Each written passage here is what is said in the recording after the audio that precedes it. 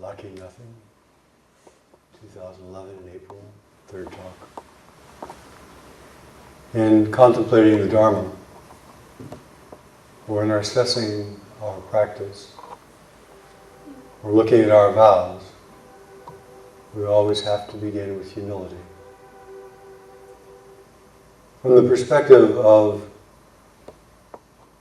what we have potential to accomplish, from the perspective of how much we really could, from the perspective of how hard we could work, from the perspective of how much of our life's potential have we really manifested, from the perspective of our understanding of the Buddha Dharma, we really have no choice but to be humble. In fact, there is no place where there is room for arrogance or pride.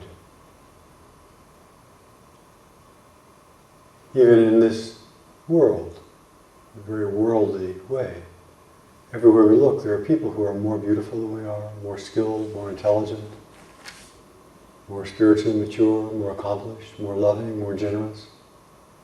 And not just a little bit more, but vastly more. We have every reason to be humble. We look at how we've behaved in our lives, how we've manipulated others for our benefit, how we've betrayed people who've trusted us, how we have lied or taken what was not ours, how we've looked down on others, not quite as good as we are, how we've avoided difficult circumstances when we could have helped, how we have given in to greed or lashed out in anger or intolerance or criticism. We look honestly at all these things, we have no choice to be humble, but to be humble. The dictionary defines humble as not proud or arrogant, having a feeling of insignificance, low in rank, low in importance, or courteously respectful.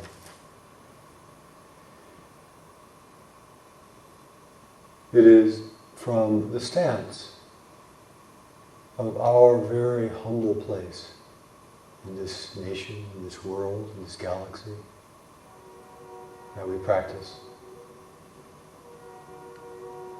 In a way, this is the antithesis of the North American ideal of what about me?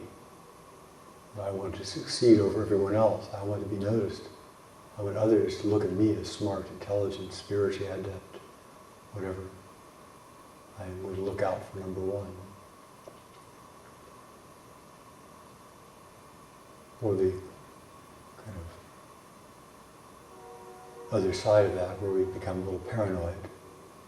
I don't quite trust anyone any more than me.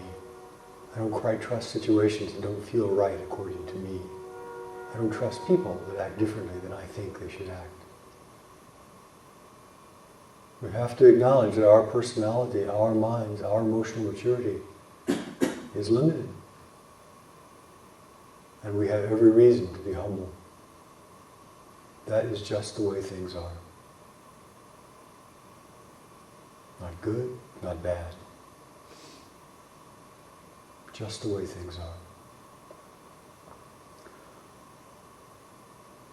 When we look at this life, our emotions, the way our minds work, we look at the things that we've done realistically, you would think that we would be all happy to let go of our obsession with them. And yet, we cling. We hang on to, we clutch at our own views. They may have not worked for us in our life and caused us innumerable problems, but we hang on to them as though that were everything we had.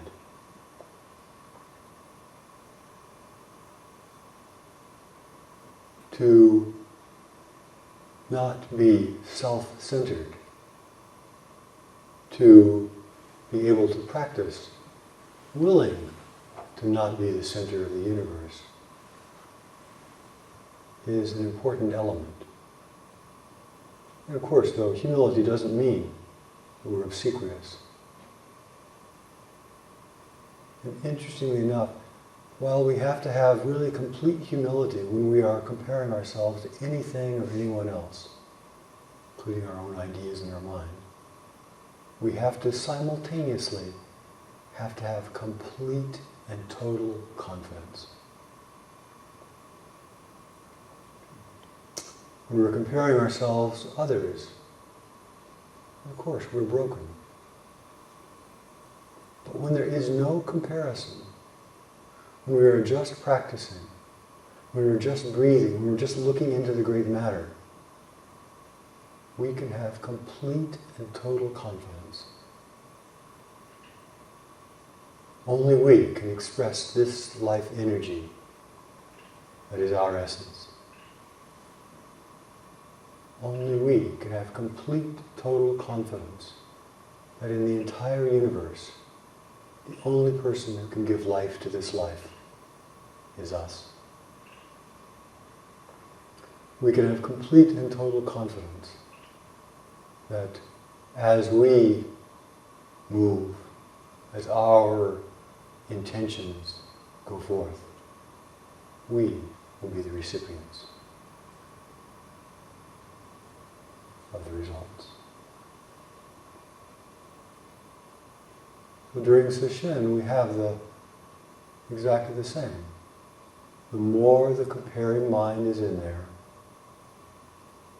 the more we are comparing ourselves to others or some mental idea we have, the more we hang on to our inflated notions about how and who we are, we become embroiled, entangled, cloudy, and we fail.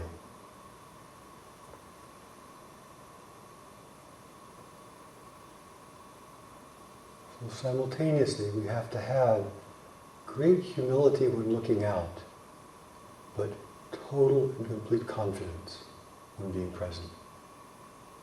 Because everything we encounter is our life. Everything can be looked into. Every state of body and mind is an entrance gate to the Dharma. Every experience that we have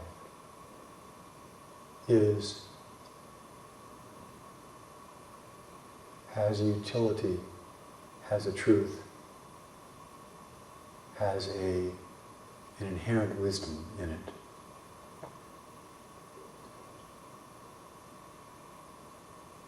We hear over and over and over, do not compare, do not judge.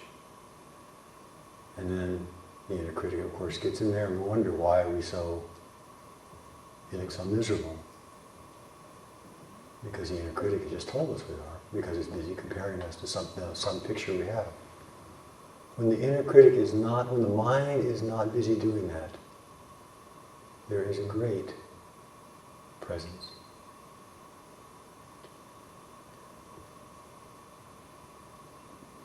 In practice, with this great presence, as I've mentioned over and over, it's very important and helpful to be curious.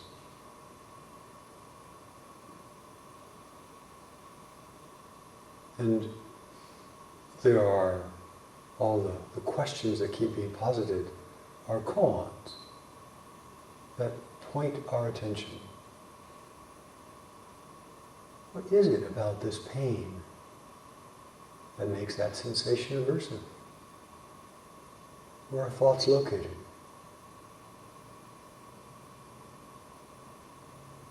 If you look at thoughts, there's not streams of letters and words flying through our mind. There's not voices usually flying through our mind, not sounds, and yet we unquestionably have thoughts. Where are they? What's their substance? How thick are they? How tall are they? What's the space between them?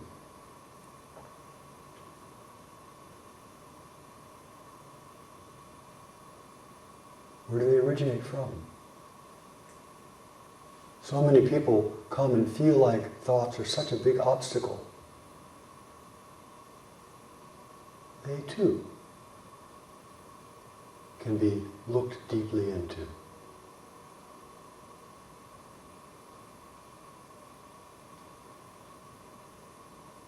But again, all the koans, all the questions are simply fingers pointing towards some experience, pointing to us to experience and to look directly for ourselves. If thoughts are real, they have a thickness. They have a presence, they have a location. If they're not real, how can we hear them, know them?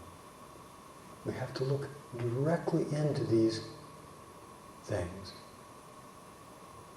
Not with our intellectual mind, but with our feeling experience. The intellectual mind assembles this body in its particular way. We all have encountered basic Buddhism, talks about the 5 aggregates, and the 6 senses, and the 18 dhatus, and how it is the assembling of all of these things, form, feeling, thought, choice, consciousness, discernment. The assembling of all that we have a little slice of experience in this second, in this second, in this second, in this second, in this second, in this second. And then the mind kind of strings all those little slices of experience together. Using memory and projection, makes our life, makes our body. Which we then take as real. But when our mind is still and is not busy aggregating things,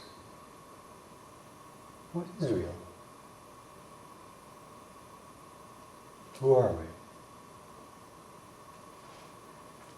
It is not our job to make the mind still. There's a certain degree we can do that, of course.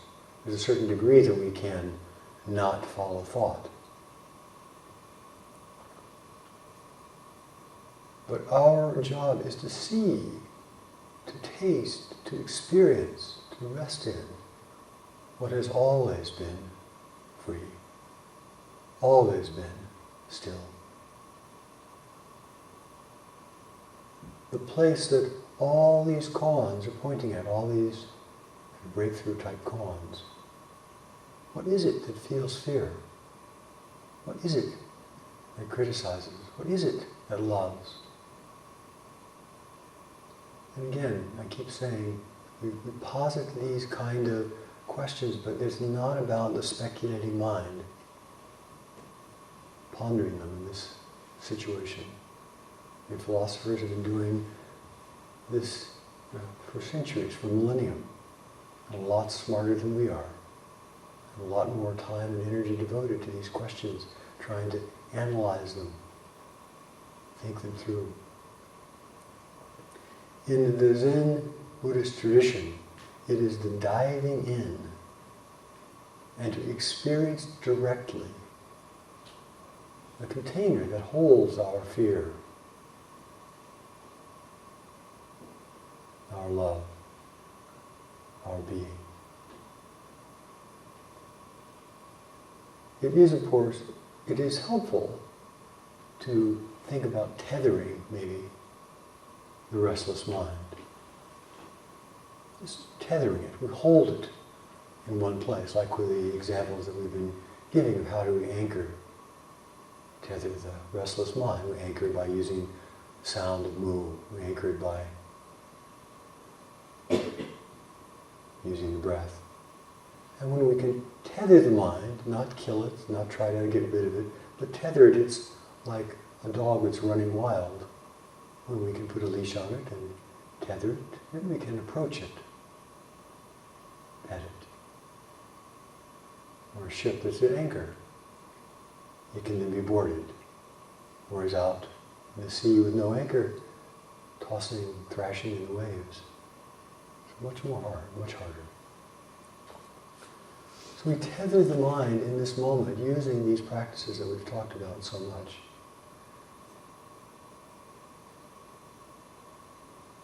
And then, as the mind is tethered, we're not racing off, chasing it all over the cosmos.